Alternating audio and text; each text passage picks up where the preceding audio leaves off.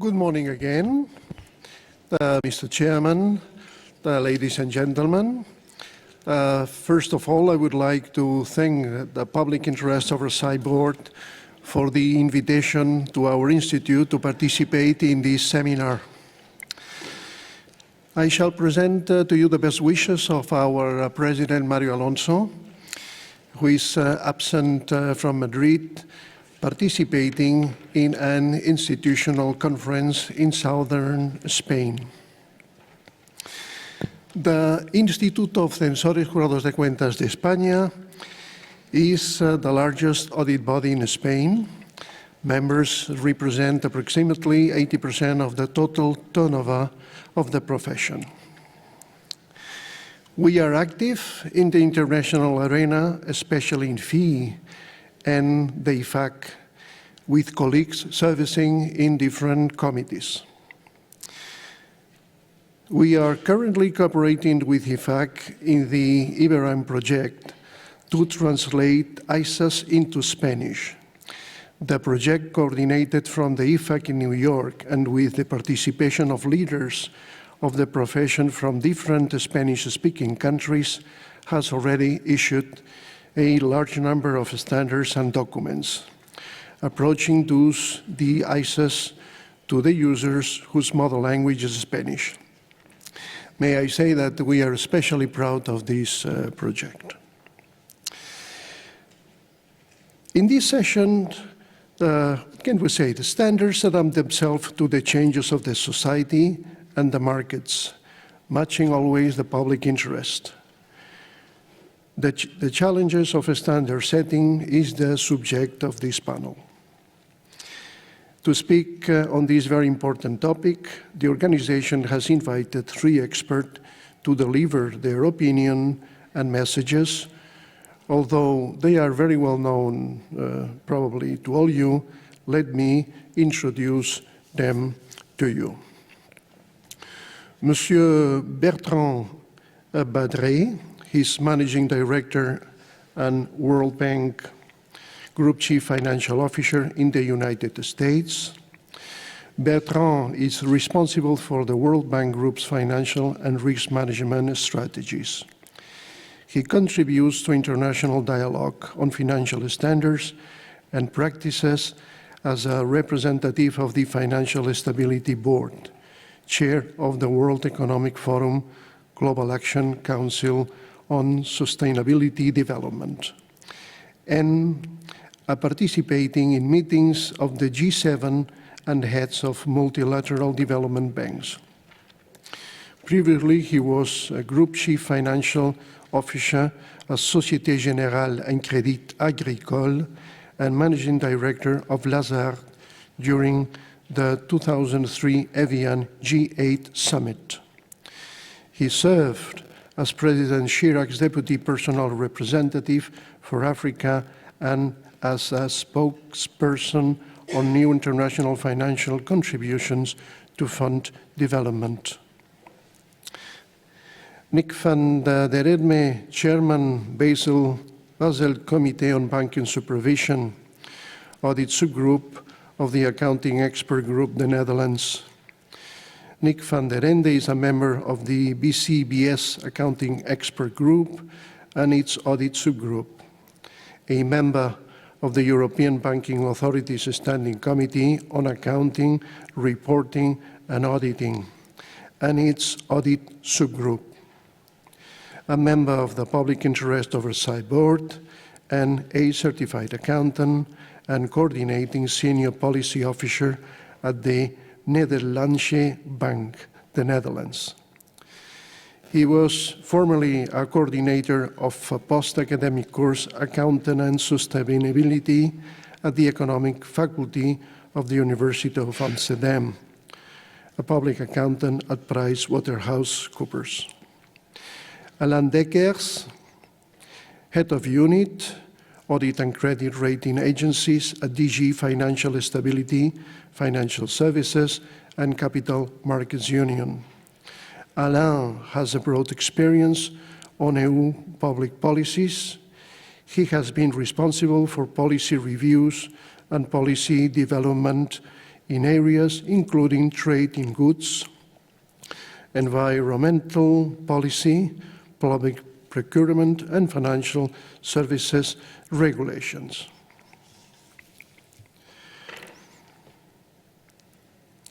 So let's start now with the presentation of our speakers. So Monsieur Badré has the floor.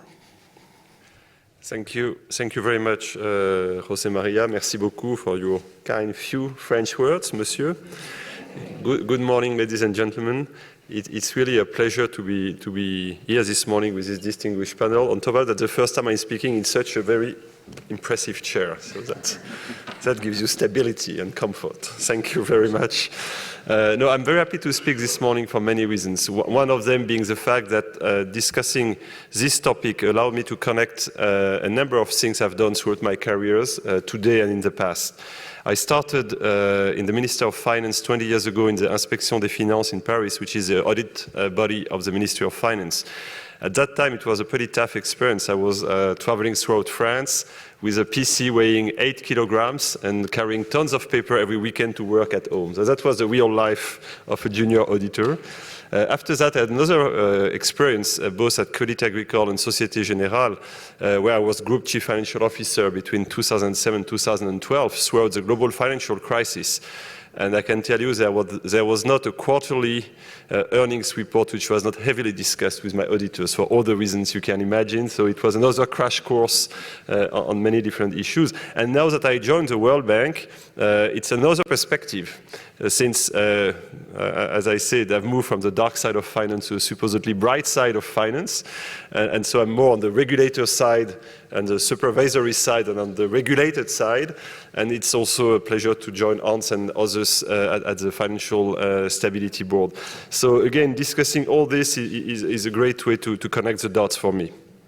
And it's also amazing to see how auditing and standards have evolved over the past 20 years, including the use of technology. I mean, gone is a 8 kilograms PC, to the introduction of SOX and other regulation. And on top of that, expectations have risen a lot. I mean, 20 years ago, audit was a kind of sub-function. Now it's very central to many conversations. I think we have collectively overcome many challenges, but there are new challenges coming. That's what I want to discuss with you today. So this week, the UN General Assembly is approving the new Sustainable Development Goals.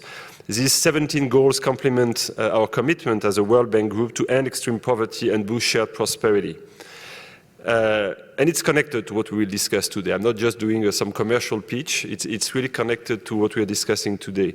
I think high-quality international standards, including those for accounting, auditing, and professional ethics, contribute to these goals as they facilitate increased transparency and financial stability. And these two are key ingredients to building trust. And trust is, I mean, absolutely substantial to get to these goals. Following the global financial crisis, there has been increasing demand for transparency, and regulation have been enacted in various jurisdictions to address this need. Increased transparency has a positive role in the governance of financial markets, particularly in providing some form of insulation from swings in global liquidity in developing countries. Whereas poor governance, limited transparency, and the lack of consistent and measurable financial reporting have a detrimental impact on FDI flows, sovereign spreads, credit ratings, on trust and confidence of all constituents. As many of you know, I hope, the World Bank Group has been leading a concerted effort through various initiatives and engagement to improve the areas of fiscal transparency, financial stability, and government accounting, auditing, and reporting. These include the Public Expenditure and Financial Accountability Program, one of these many acronyms we like, PEFA, which is a multi-donor partnership that assesses the condition of country public expenditure, procurement, and financial accountability systems to provide a basis for reform and capacity-building actions.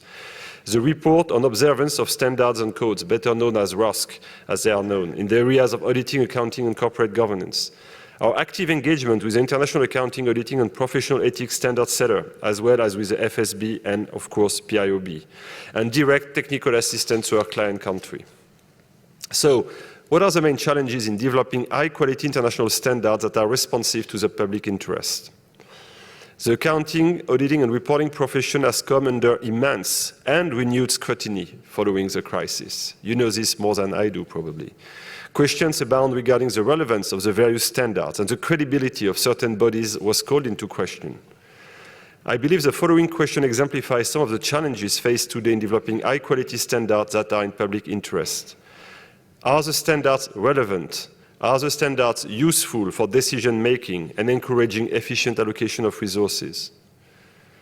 For example, with respect to accounting standards, the proliferation of non-GAAP financial measures could be seen as an indication that the GAAP financial measures are not adequate. Also, research indicates that the net assets of the S&P 500 companies accounted for only 19% of their market capitalization 5 years ago, compared to 90% 40 years ago. Statistical data reveals that a significant portion of the market value of an entity is now derived from information sources outside of the historical financial statements. What can the accounting profession do to address this perceived deficiency? What is the right balance between being responsive while at the same time having a robust due diligence process? During the crisis, in an effort to be responsive to stakeholder concerns and demands, certain amendments to one of the financial instrument standards were issued in a very short time frame and without sufficient due process. And to be honest, I was there. I was discussing that with Madame Lagarde, actually Minister of Finance of France, to see how we could change this. I have a vested interest at that time. But this was a real question. So was it okay to do that? This resulted in the credibility of the relevant body being called into question. It shows that while there is an expectation for responsiveness, and I had that expectation at that time, there is also a penalty for compromising the due diligence process. Has the standard-setting process benefited from the views of a diverse set of stakeholders? Or has it been unduly influenced by certain, let me call this, special interest groups? I believe that for international standards to be of high quality and in the public interest, they should embody the following 4 characteristics. First, they need to be relevant, to facilitate effective decision-making and resource allocation process. Second, general purpose. They must have the ability to be used by a broad group of stakeholders for a broad range of activities. Third, they should facilitate comparabilities between entities. And fourth, they should result from a robust due diligence process which incorporates diverse views and perspectives. That's pretty demanding. Standards should not encourage entities to strive toward a low bar, but rather should facilitate increased transparency and accountability, thereby leading to improved governance and increased public trust. Then, how can stakeholders, including investors and regulators, be further involved in the standard-setting process? I think there will always be tension between the needs of those who rely on the information provided in accordance with the standards and the solution that the standards provide. And tension is not necessarily bad per se, but it is important to strive to close this gap. I believe that the active involvement of stakeholders in the standard-setting process is key to bridging this gap. They can help both improve the credibility of the process, as well as help enable the consistent application and implementation of the underlying principles. When developing standards, it should be a two-way street. Standard setters should make a deliberate effort to reach out to stakeholders, such as investors and regulators. Now that I have changed position around the table, as I said, I realize that it's being able to put the perspective of various counterparties to take them into consideration is critical. This is an effort. It's very difficult. When I was a CFO of a private bank, I say, they don't understand us. And now I see the reverse position. So we must understand where everybody comes from. And it's easier said than done. I think shareholders should be encouraged to get actively involved in the standard setting and due diligence process, as they will be directly affected by the outcome. This is, for me, one of the key lessons of this crisis. To enhance credibility, because credibility is essential, the process should be independent in substance and form from interests and influences of one particular group over another. The due diligence process should objectively incorporate a diverse set of views and opinions. How can this be achieved? Standard setting and consultative bodies should have mechanisms for being able to tap into and benefit from the perspectives of persons and entities from a wide variety of sectors, industries, regulatory bodies, geographies, etc. As an example, the World Bank is a member of the International Financial Reporting Standards, the IFRS Advisory Council.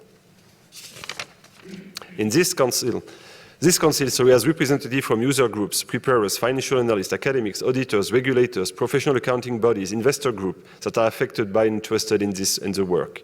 In addition, to facilitate the engagement with various national standard setters, the IASB recently established the Accounting Standards Advisory Forum. Membership of this advisory forum is structured to ensure a broad geographical representation and balance of the major economic regions in the world. These are examples of best practice for involving different types of stakeholders in the standard setting process. We have to do more, and we have to do this everywhere we can. Besides credibility, it's of course important to discuss a consistent application and implementation. The job, as you very well know, is not complete when the standards are released. It cannot just be a kind of fire and forget approach.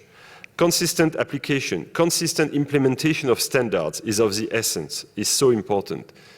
This requires a different type of engagement with stakeholders, one involving outreach in the form of various types of monitoring and support mechanisms like post-implementation working groups, or ongoing education through the standard-setting bodies or in collaboration with other institutes or entities.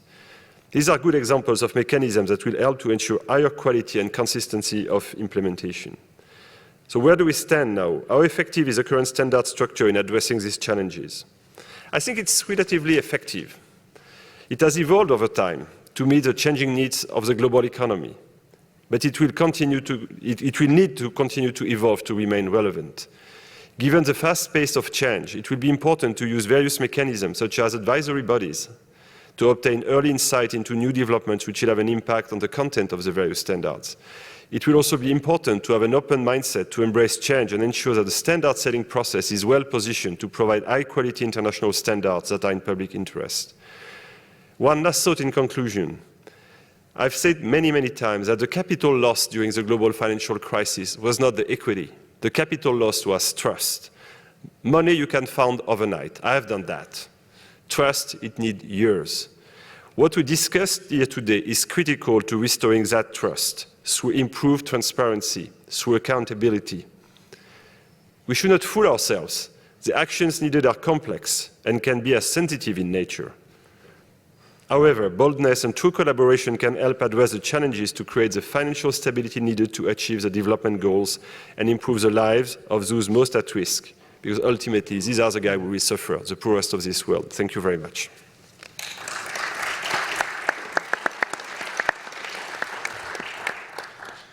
Thank you, Bertrand.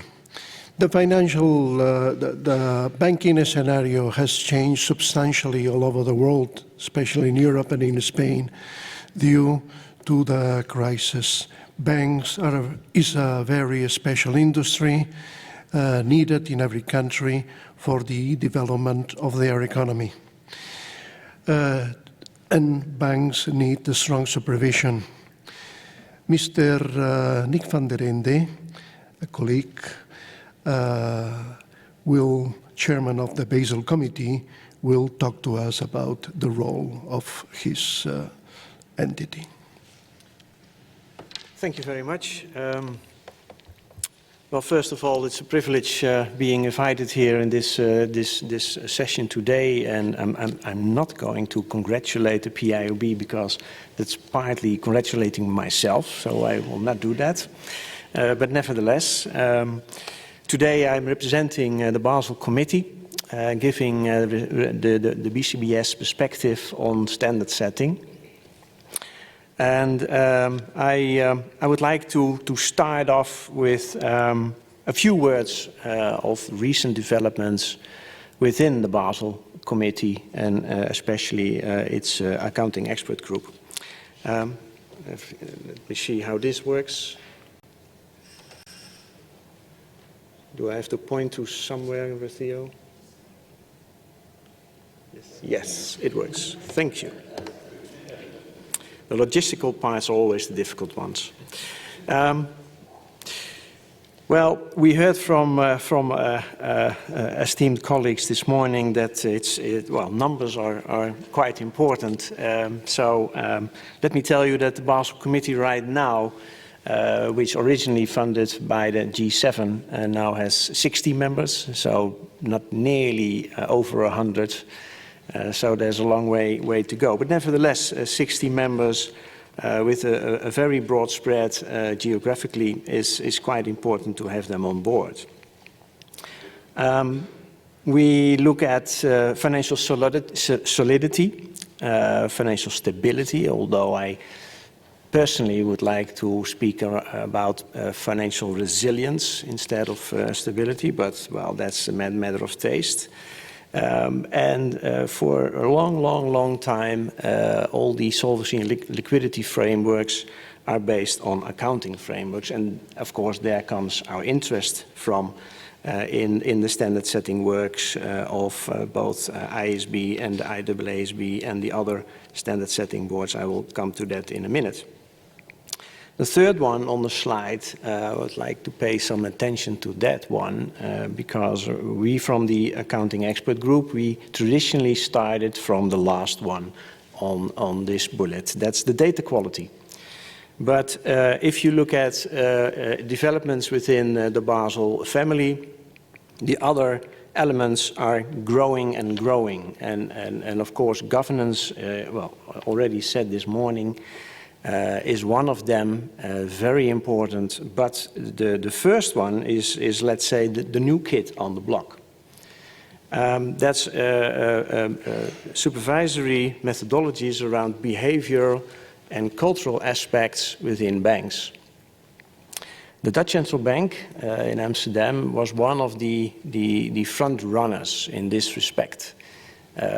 Took for 4 or 5 years to come up with some methodology, and then our front runner went to the IMF in Washington, and now he's doing the same work, but then for central banks. So that's quite interesting to see. And another interesting thing is that last week there was a seminar in Amsterdam around behavioral and cultural aspects with Julie Dixon, who is the executive director of the ECB SSM right now, very interested in the topic and acknowledging very candidly, almost Dutch candidly, that the SSM until now has not included this supervisory pillar, but they intend to do so, and that is hopeful. When we look at how we address Basel, in Basel, the public interest issues, we have several groups that deal with that, and some groups are called identifying vulnerabilities in the system and the like, and they are aimed at a very broad spectrum of issues, reaching out to the world, to every relevant stakeholder, trying to identify what is relevant for us as Basel Committee. Then there are groups that combine the next steps of public interest identification, issue identification, and that is analysis and policy option development. And then after that stage, we have groups that are into working out the policy options into standards or guidelines. And of course, last but not least, increasingly, the Basel Committee is involved in implementation. Standard setting is one, but implementation is probably even more important.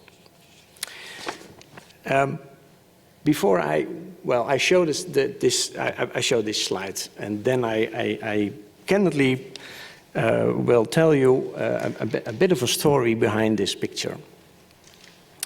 A few weeks ago, when I was preparing this presentation, I had some discussions with my colleagues in Basel and thought, well, they said to me, well, Nick, what is the most important message you want to convey? I said, well, I'm thinking about financial stability, and, well, accounting and auditing is one facet of it. Maybe it's more like a car or something like that with wheels. So they said, oh, but that's a good idea. So you want to speak about a wheel? So, yes, I do. Okay, let's find some pictures on internet, and several came along, and I ended up with one picture of a car, and I thought, well, it should not be the top quality that is available in the world, because that's too ambitious to say something of your own activities. but it should be sound, and it should be, it cannot be compromised. And it should have very nice four wheels. Well, in Basel, we said we have to address all these actors, all these stakeholders, all these constituents in this picture. And the Basel Committee just last week approved the guideline credit risk and accounting for expected losses, which is a very good thing because it's one element in the system. And another element that's worthwhile mentioning is that we specifically made an effort to connect this guideline from Basel to the accounting standards. And we were very much engaged with the IASB, and we will be engaged with the FASB. Well, we are waiting for their CESL model to be published. Connecting the two things, a principle-based standard and a less principle-based guideline from Basel, is very important going forward. Let me turn to the next slide, because I would like to draw your attention to the right, the picture on the right-hand side of this slide, where we say that we see on regional and national levels, we see all types of cooperation between the aspects of the wheel, so to speak, and that's good. And in Basel, we are trying to complete the same structure on a global level, and we would like to connect the elements from the global level with the regional and the national level. I heard this morning already. For instance, reaching out to national standard setters is important. Well, we believe it is. And we hope that we can achieve over time that public interest in issues within this structure will have a vertical flow from global level to regional and national and back. That could be very helpful. And we are very keen in trying to identify which parties on a global level we may encourage to step up to the plate. For instance, the CEOs and CFOs of banks, which we address through the IIF, the International Federation of Bankers. And another group that's very interesting for us to engage with are Audit Committee members. So that is mainly what we are about, and just reiterating what I said before with the example of IFRS 9. So we identified that we need good quality accounting standards and auditing standards, and especially we need a very good implementation by the banks and by the auditors.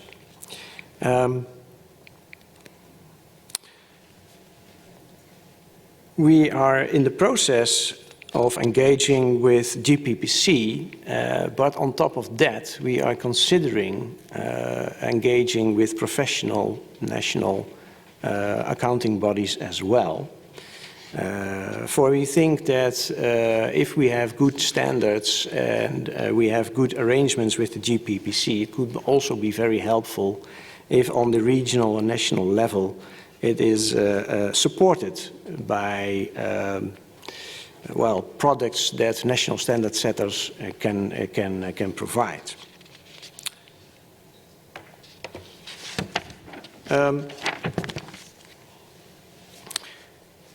Just a few words on the review and the enforcement part of my wheel, so to speak.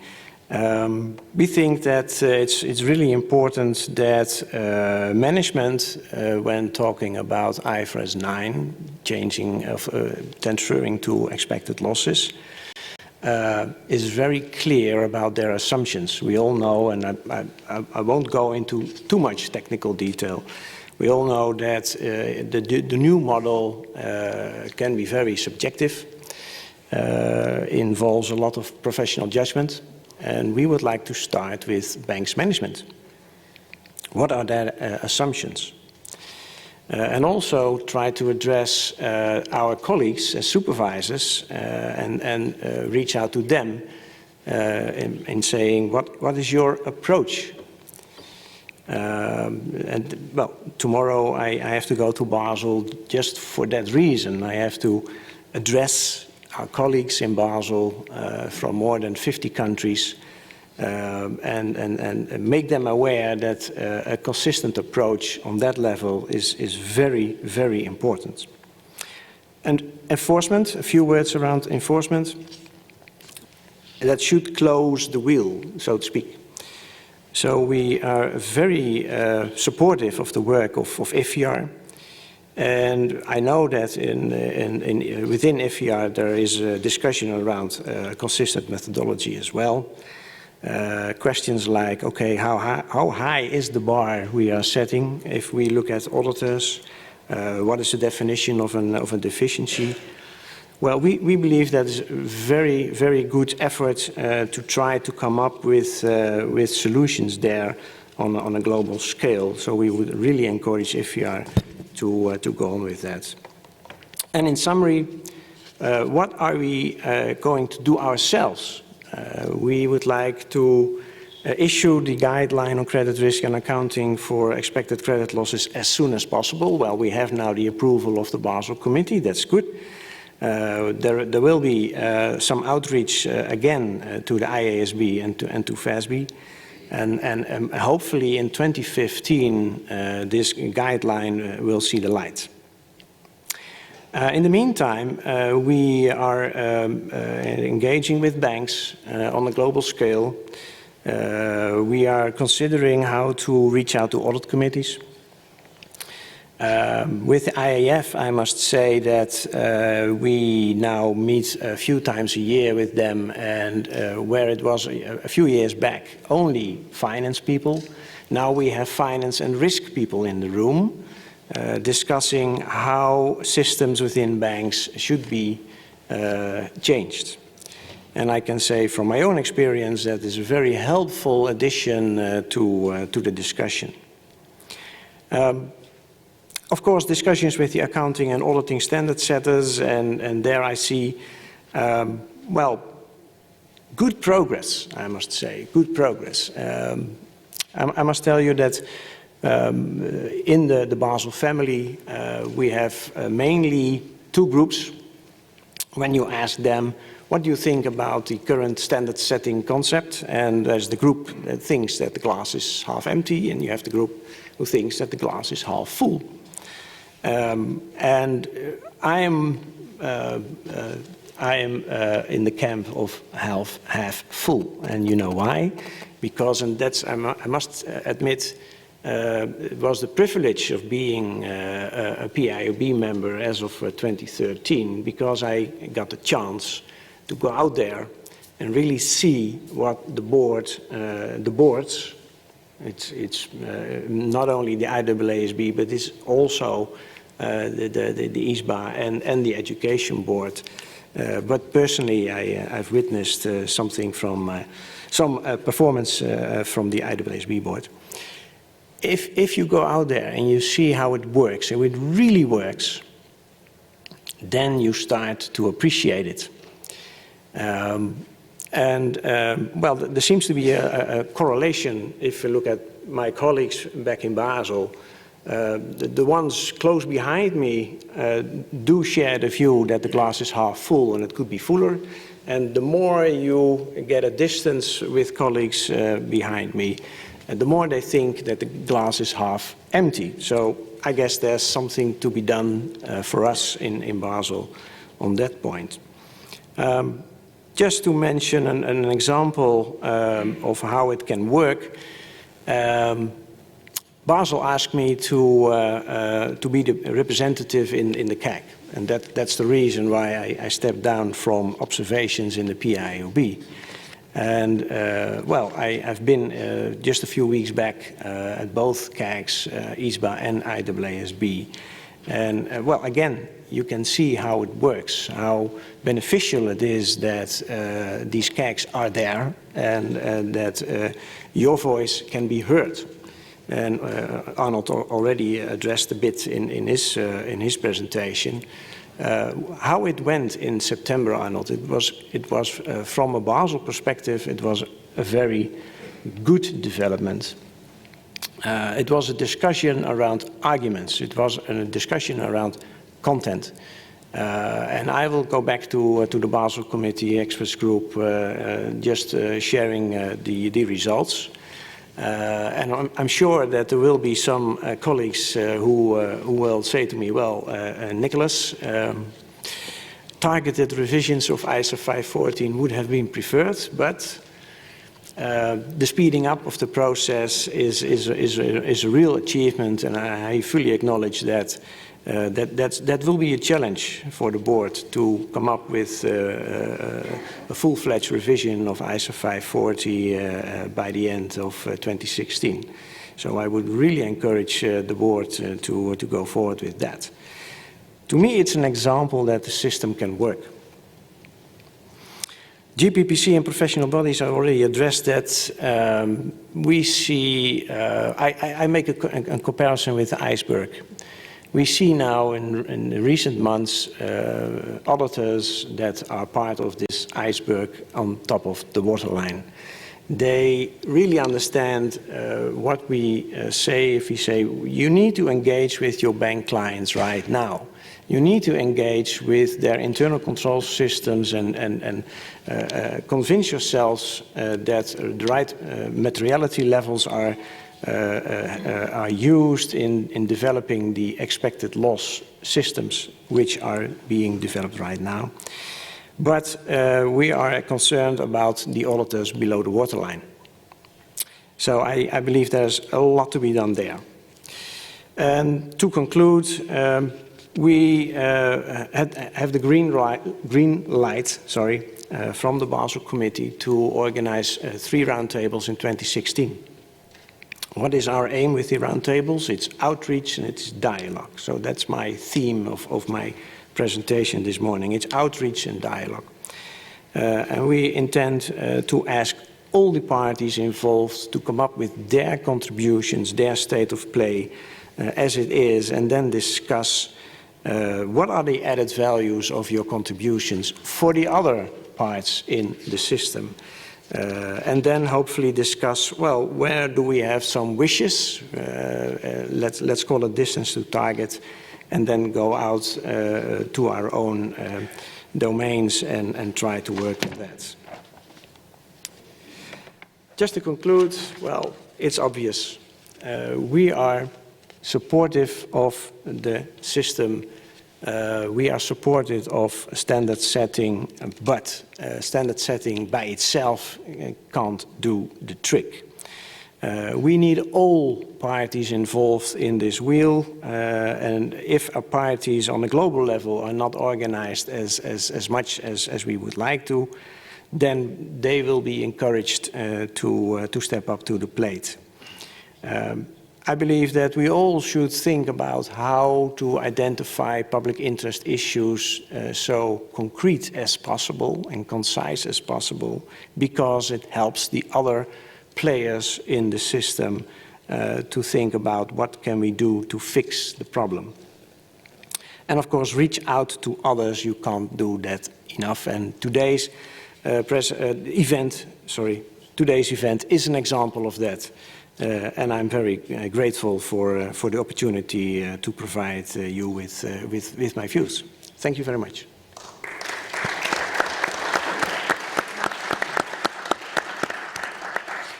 Thank you very much, Professor van der Ende.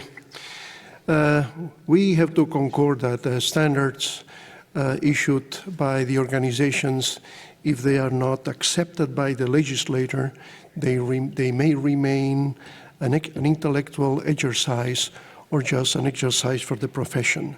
The legislators put in force, in obligation into the law, the standards. And this is the role in Europe from the European Commission. Recently, the European Commission has finalized a big reform in the audit law, which affects the companies of public interest, but as well as the other companies. To talk about this, Monsieur Deckers will give us his opinions. Monsieur Deckers. Thank you very much. I have some slides. I don't know if I need to do anything or if there's somebody who's taking care of putting the slides up on the screen. But first of all, let me thank you very much for the invitation to speak at this event. I am not a member of the PIOB, so I can congratulate the PIOB for its work. And I can only encourage the PIOB to continue to pursue very actively the public interest and to continue pushing for that to be included in the standard setting process to the greatest extent possible. And that, of course, will be an important consideration for the European Commission if and when we come to consider adoption of the ISAs. I'll come back to that later on in my presentation. I am not myself, and I would not pretend to claim that I am an expert in the audit field. I'm relatively new to this area. I took up my current post in May. In the past, I have been involved in work on financial reporting more on the accounting side, in particular in issues relating to governance of the ISB standard setting process. I was involved in the very early discussions with the US and other international partners with the establishment of the monitoring board, successive governance reviews in the IFRS Foundation. And I had the great fun of also being involved in some of the discussions surrounding accounting for financial instruments during the crisis and all the debate about procyclicality and so on, which was so much fun at the time. I bring that background from the accounting side also to my perspectives on the standard setting in the audit area.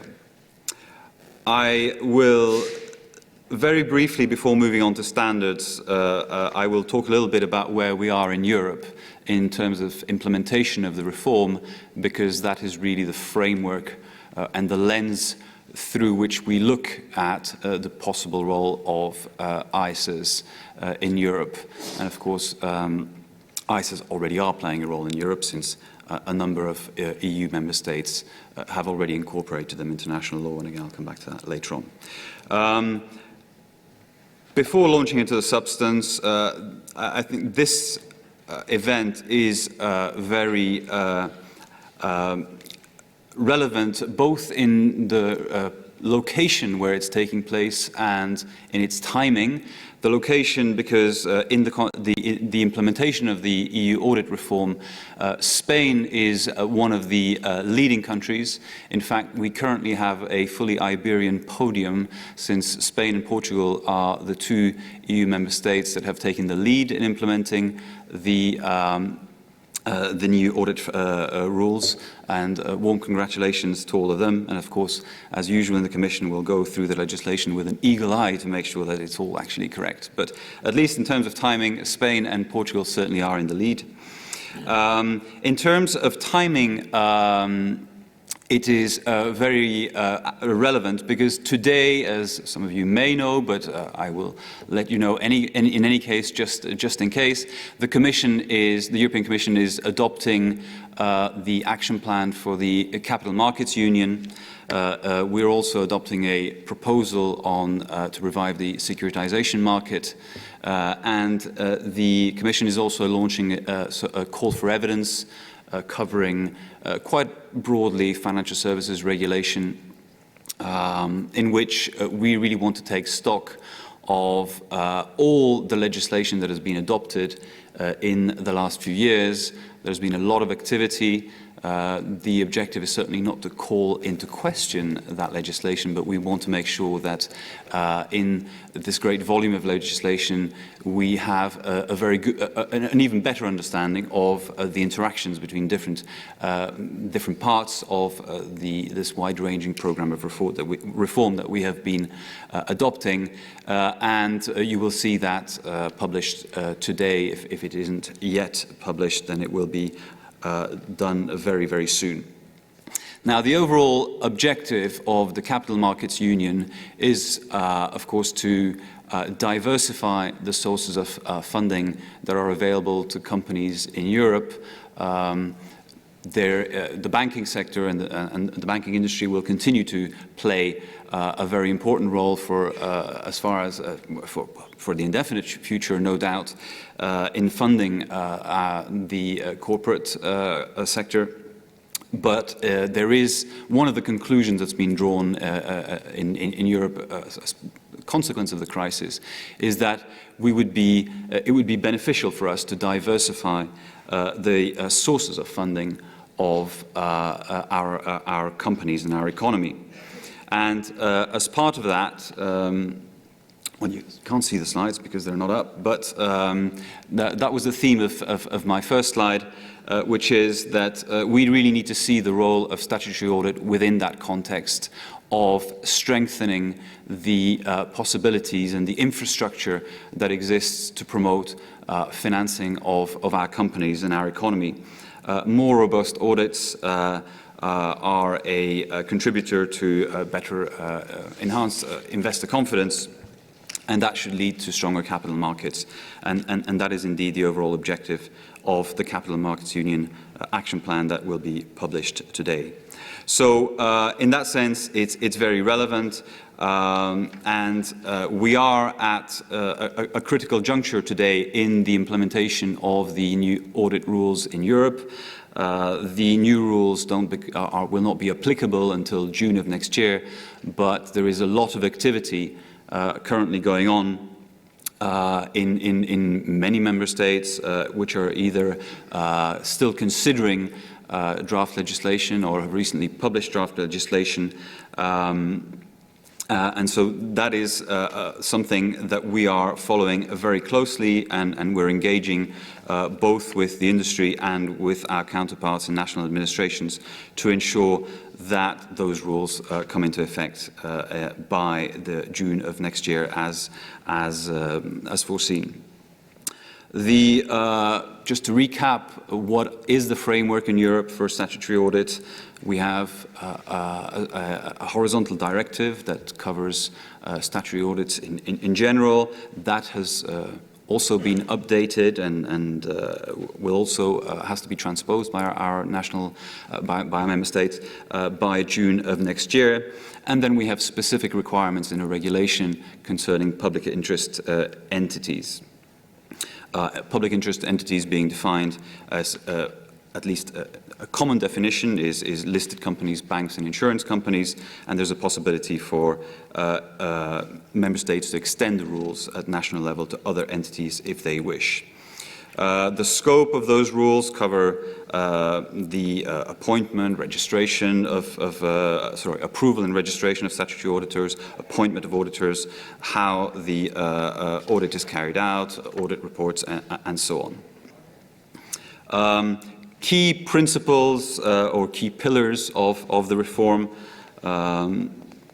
Skip ahead, there they are. So enhancing information to investors, that relates to both to the content of the audit report itself, but also more detailed reporting to, I've got them, thank you, to audit committees, rules to strengthen auditor independence, and promotes professional skepticism, and I think this speaks to some of the points that were raised earlier this morning about ensuring that auditors really can blow the whistle when that is warranted. And you can see there some of the examples of the new rules that are being put in place, and perhaps the best known of those is the mandatory rotation requirement. And then we really also want to foster market diversity and competition and notably one of the things we've included in the new rules is a prohibition of Big Four only clauses in audit contracts. So we are, as I mentioned, currently engaging in quite a lot of intensive discussions with our counterparts in national administrations and in the industry. This is not a simple new framework, although it's a regulation which in principle should promote simplicity by having rules that apply, the same rules that apply across Europe without having to be transposed. In fact, there are quite a lot of options in this regulation. That was a consequence of the negotiations. And there's a lot of discussion going on at the moment about which member states are going to use which options, whether to possibility to extend the duration, maximum duration of audit engagements, and so on, whether additional services should be added to the blacklist, and so there are about half a dozen of these of key options in the legislation, and those are the kind of activities that we're currently engaging with or carrying out to promote that. So that's the overall framework of where we are today. And I'll move now to the point on standard setting. And again, the filter or the lens through which we look at standard setting really is, does this further the objectives that we have in our legislation? And that is specifically written into our legislation. There are 4 criteria in the directive which determine on which basis a decision should be made to whether or not to adopt ICJCE at European level, and public interest is clearly one of them, and there is a specific provision also saying that, of course, we can only adopt standards that are consistent with our legal framework. So though that is the basis, but going beyond that, we certainly recognize that there are, in an international context, of course, there's a particular challenge for standard setting, in the sense that you need to address very different cultures and administrative and regulatory traditions. And in that context, one of the issues that you have to grapple with is how do you handle jurisdictions that maybe have more advanced or ambitious requirements. And one of the things, another provision we have in our legal framework is for the possibility of national add-ons. So that certainly may remain in the future. In terms of the process of developing standards, clearly, this is something that we do in the European Commission. We are increasingly putting an emphasis on impact assessment and feedback. Some of my colleagues sometimes even complain that it seems that the requirements become increasingly complex and are perhaps even designed to stop us sometimes from doing our work, but I'm sure that is not the case. Impact assessment and proper feedback to stakeholders are an absolutely essential element of any rule-making process, and that is also the case in our view for standard setting. So an essential element, the colleague who prepared these slides said, if possible, I would say that that should be the rule, and only in exceptional cases, which sometimes you have to handle, because of situations of urgency, should you deviate from that. But the rule should be full impact assessments and feedback to stakeholders. Standards should be relevant to reflect the real needs of users. They should be proportional. And a key element, which again, from previous discussions in the accounting area is absolutely essential, but equally true for the audit area, is the question of independence and the pursuit of the public interest, all in the interest of promoting higher audit quality. Role of regulators in that, we've already heard a lot about the discussions that are going on, the interaction that goes on between regulators and standard setters. That is certainly something that is essential. Standards should support the consistent implementation, not only of the standards themselves, but I think of the broader regulatory framework. They should be designed in a way that facilitates compliance and enforcement. Standards should not be excessively detailed, but certainly they should be clear enough and have sufficient normative content that they allow easy compliance and enforcement. And then third point there on they should certainly be updated to reflect new demands, and that is something that certainly we've seen, certainly in the accounting area over the last few years. A lot of work has been done to respond to the lessons of the crisis, and there are new areas which are evolving or appearing, which we think we should be keeping in mind.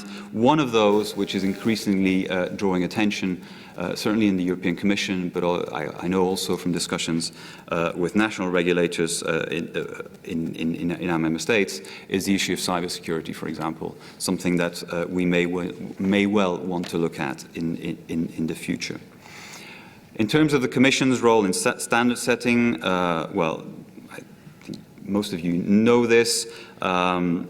We have been an early supporter of the PIOB and provide a significant amount of funding to the PIOB. That will remain the case for the foreseeable future.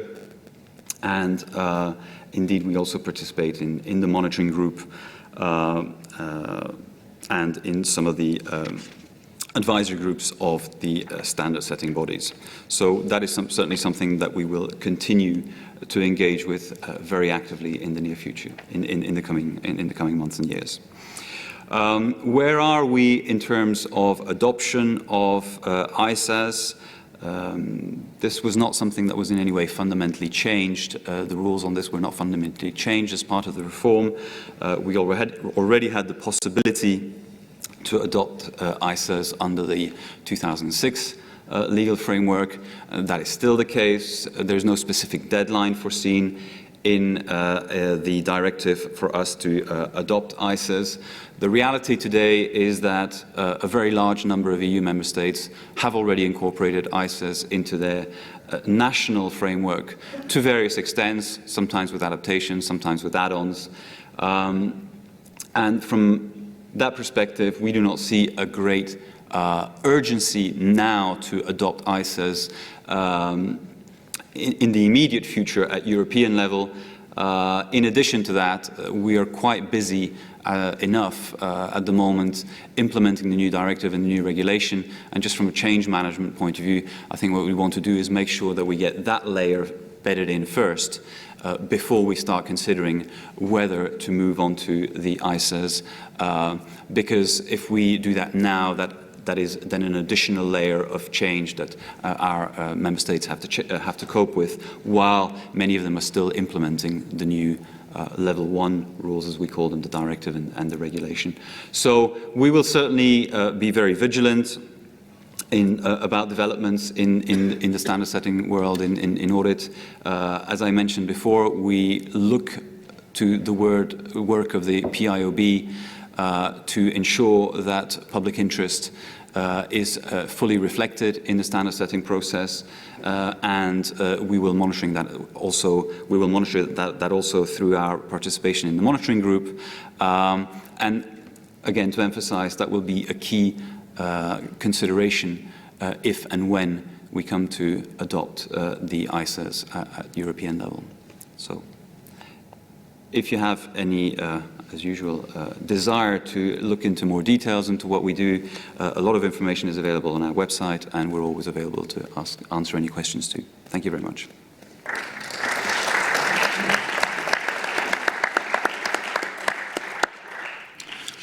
Thank you very much, Alain. I think we have some time for discussion, for questions.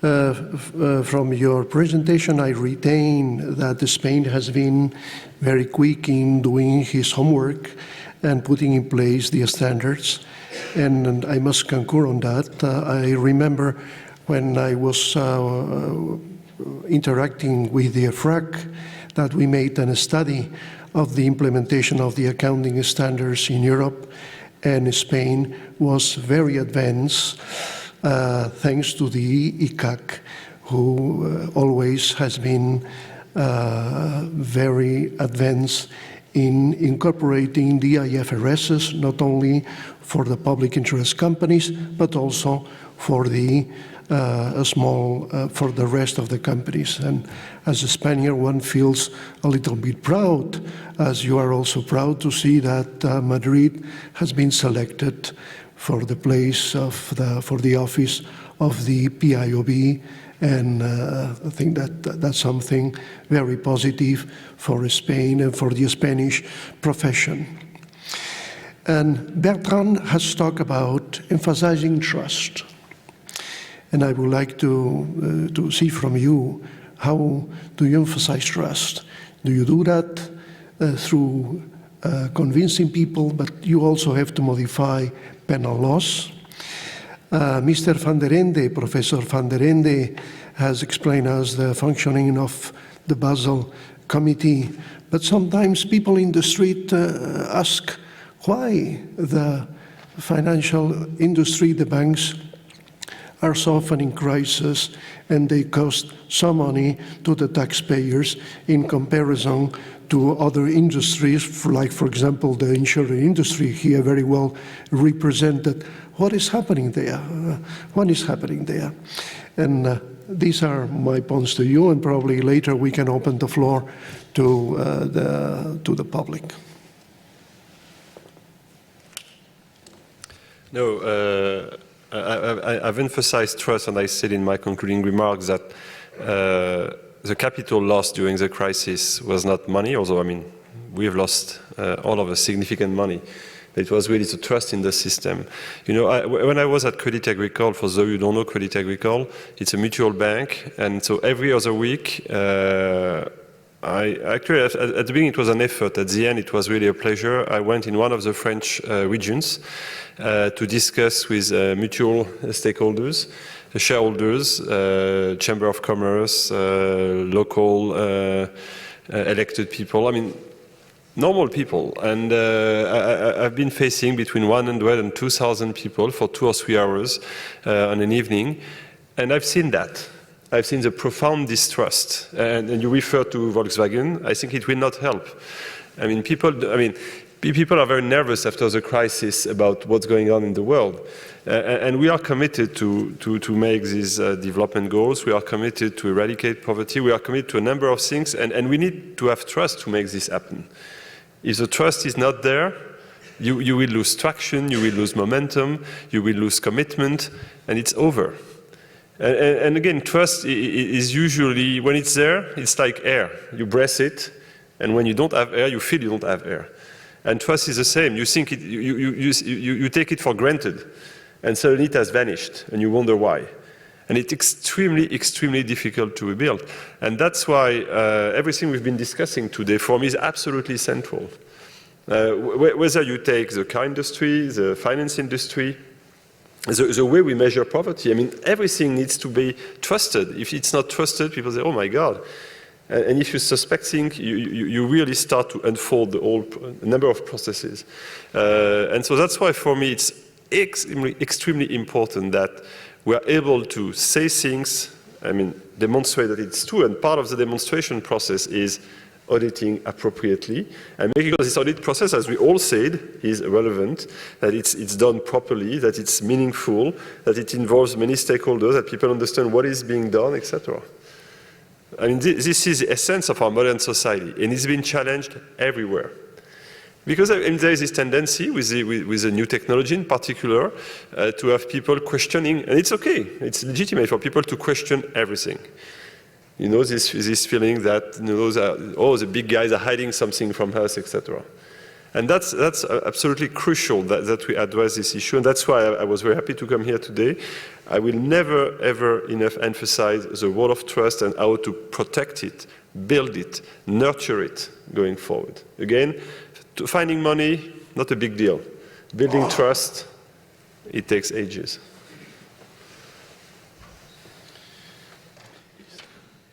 Well, thank you very much for this intriguing question, what is happening within banks. Immediately I start thinking, okay, what can I share with you here? Because on the one hand side, I have a lot of examples what is really happening in banks, but I'm not allowed to share that with you. I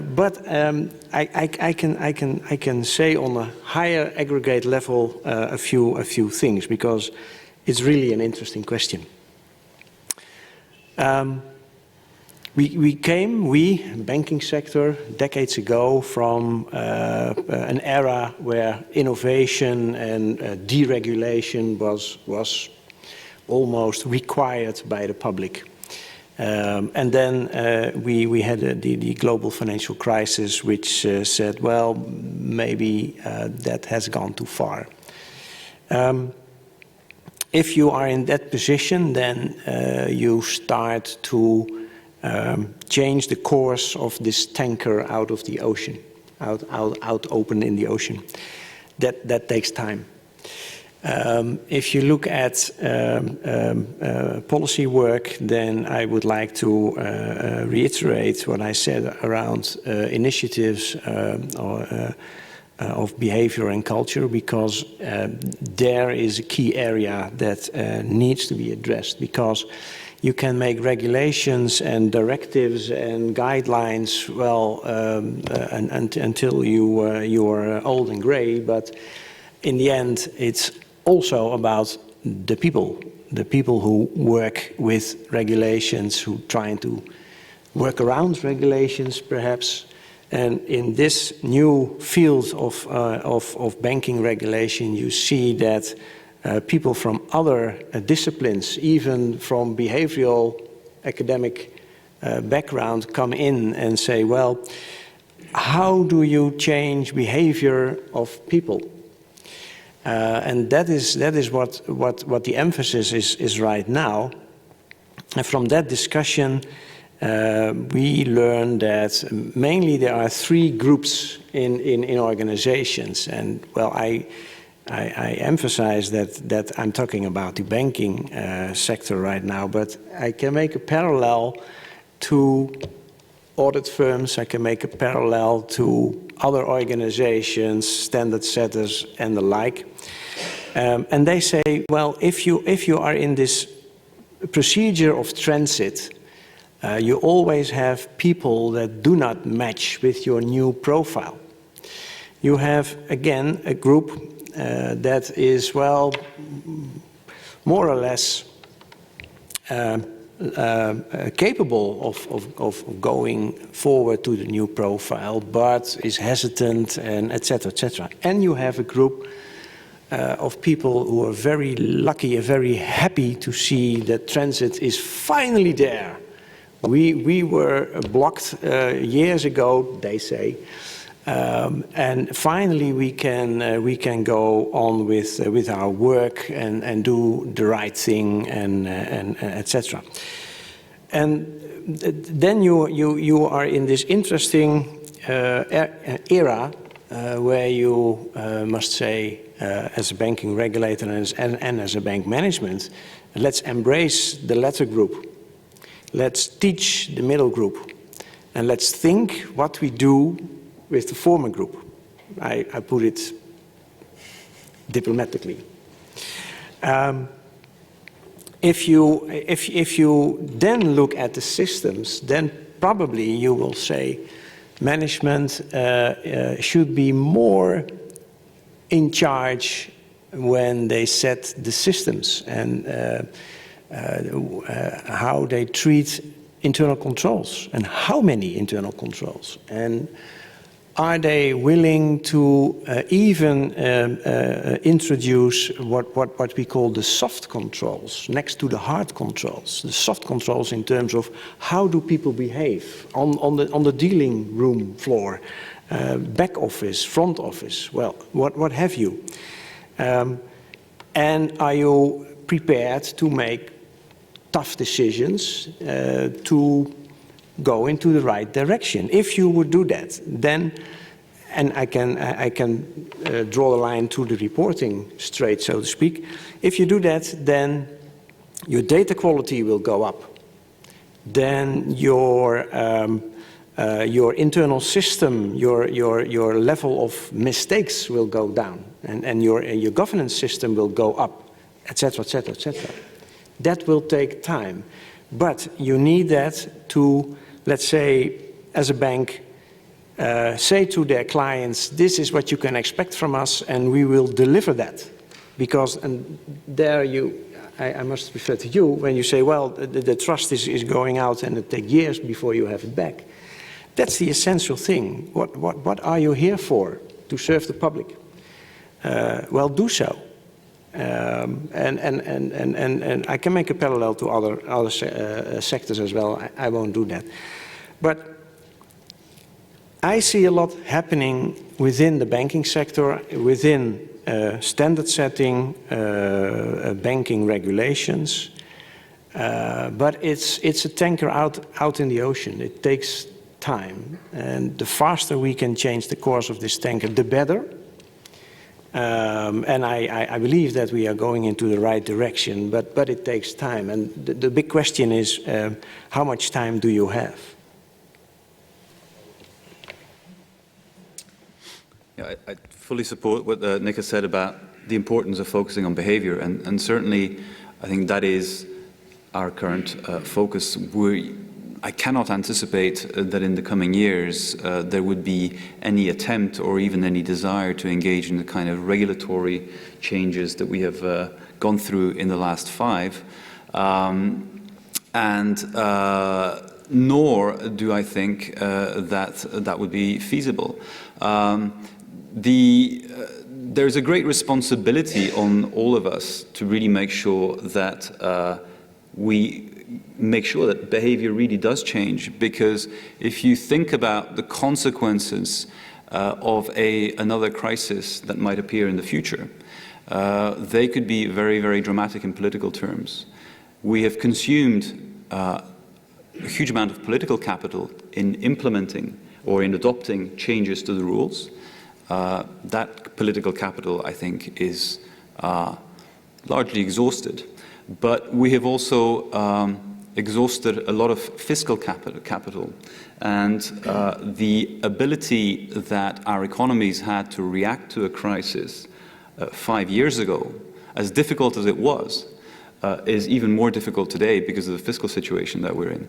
So we really have, all of us, I think, a great responsibility to make sure that the changes that have been agreed by our politicians and our legislators really now are translated into action on the ground.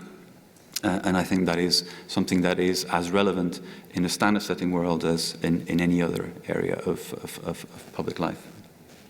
Thank you, Mr. Dekkers. We still have 8 minutes before we have to close the session. We already have some questions.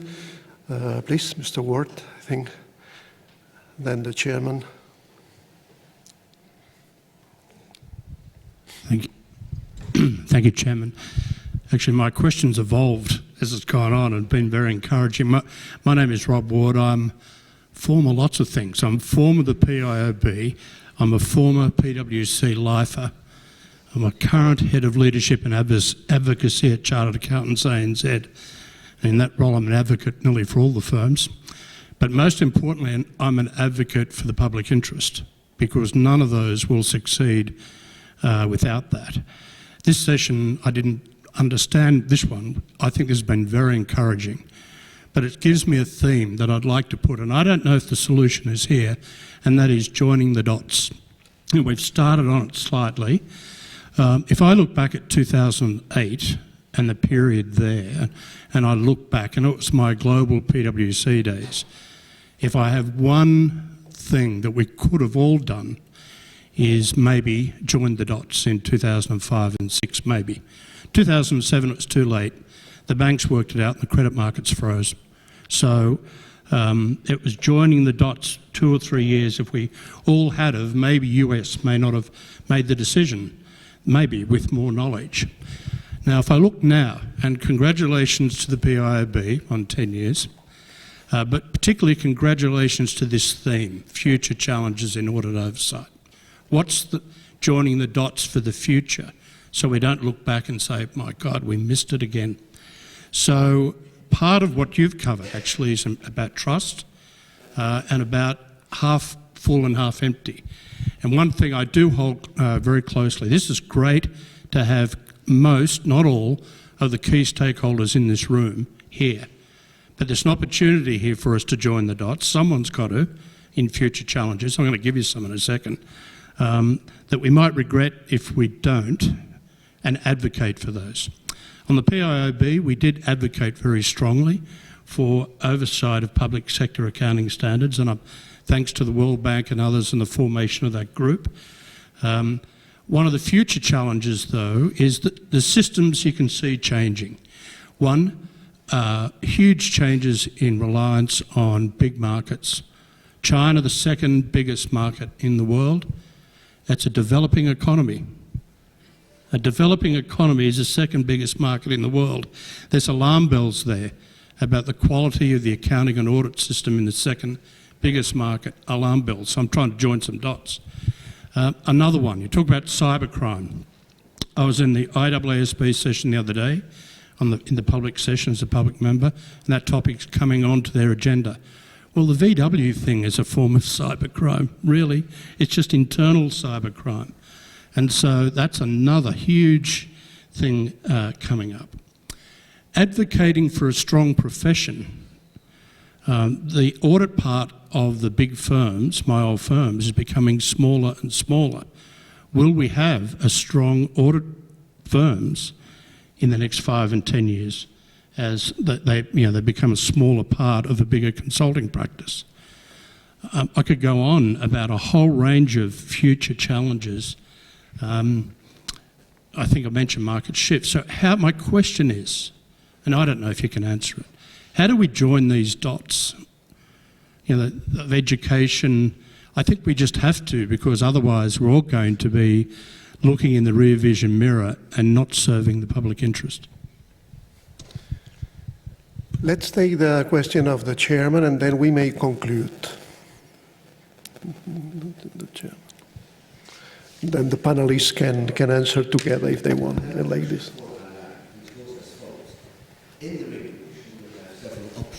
I understand. You mentioned 6 of them, don't you? Yes, it is. I should speak a little bit closer to the microphone. So if you have these options in the regulation, that means that you will have national systems that are quite different from one to the other, I suppose. This will harm, of course, freedom of services and freedom of establishment. How do you deal with that? It is unfortunate to have this diversity. This is one point. And the second point is, I see that the question is raised frequently, what is the relationship between these international standards and the regulations in the different EU member states? Do firms have to comply with both? Some say no, they only have to comply with the professional standards, which is, in my view, is nonsensical, because the one is law and the other is professional standard. There is a concern there that they would have to comply with both, even if they are not obliged by the regulation, and there may be contradictions between the two. I don't know if you have looked into that. And on Nick's question, I think, Nick, what we are doing today is we are building tremendous big walls around the banking sector. But the real games are taking place outside of the defended places. That means what's called usually the shadow banking, but it's a very vague notion. It's a bad word, we know that. But I see that a lot of risks are being built up there, and obviously nobody looks at it for the moment. I think we have a couple of minutes just to answer, just if someone of the panelists would like to add something.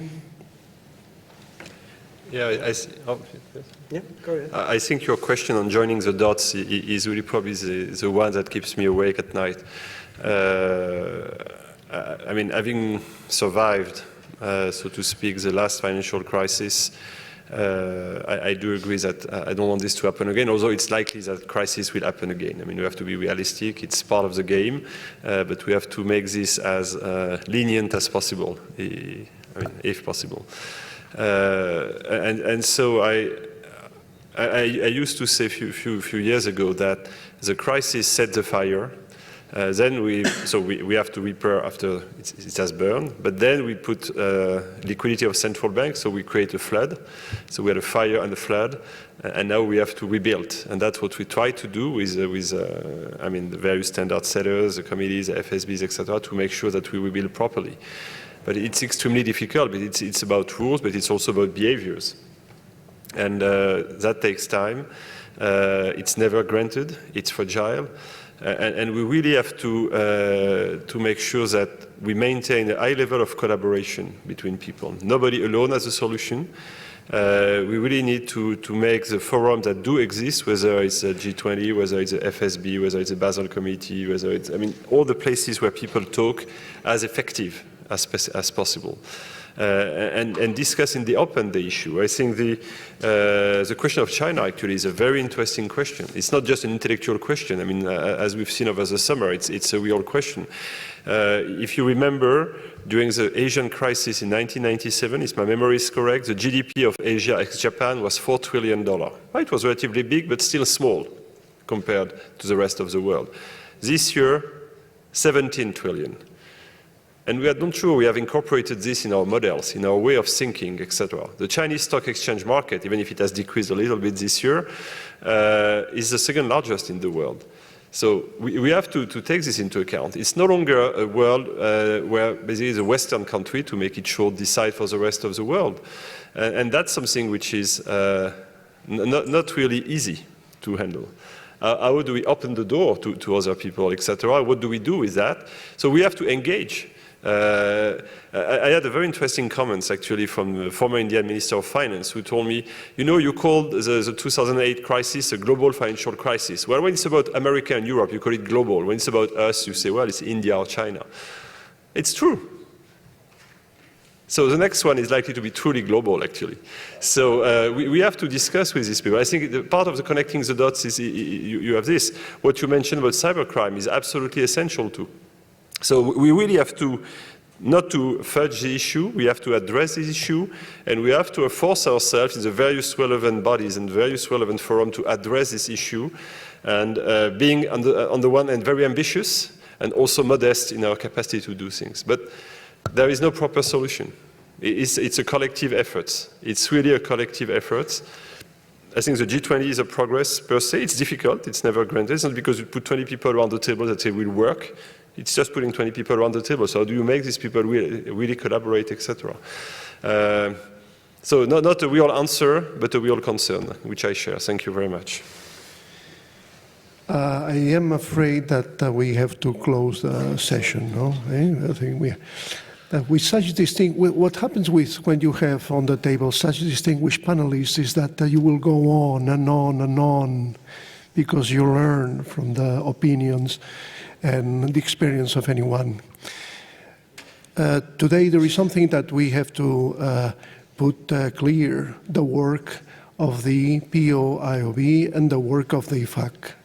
Working with auditing standards worldwide is very important for the profession, and these allow the creation of working places and the improving of the economy.